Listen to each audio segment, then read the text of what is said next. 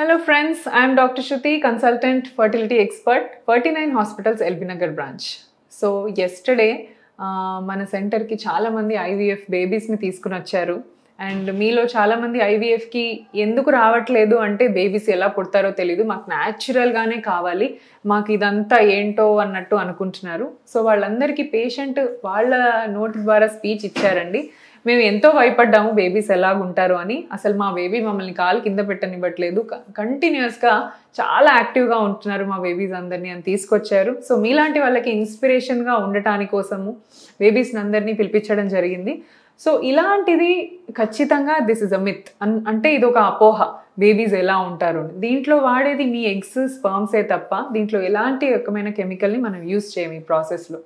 So baby పెరిగేది గర్భసంచిలో కాకుండా ఒక్క 5 days బేబీ మనకి అవుట్ సైడ్ ద యూట్రస్ పెరుగుతుంది. This is the only thing which is not natural. దీనికి 5 days ఉన్న ఎంబ్రియోని గర్భసంచిలో పెట్టిన తర్వాత అది మొత్తం మీ బాడీలోంచే బ్లడ్ తీసుకోవటము, మీరు తినే ఫుడ్ని తీసుకోవటం అంతా ఆర్గానిక్గానే వెళ్తుంది. కాబట్టి బేబీస్లో ఏదో ప్రాబ్లం ఉంటుందా, బేబీస్ డల్గా ఉంటారా అనేది ఖచ్చితంగా అపోహే. సో ఈ భయం వల్ల మీరు ముందుకు రాలేకపోతున్నారు అంటే you can come visit the centre and you can talk to our IVF babies. చాలామంది యాక్టివ్గా ఉన్న వాళ్ళని మీరు చూసి ఆశ్చర్యపోతారు. సో ఐవీఎఫ్ ట్రీట్మెంట్ తీసుకోవడానికి ఏమాత్రం వెనకాడకండి. This is doctor Shruti signing.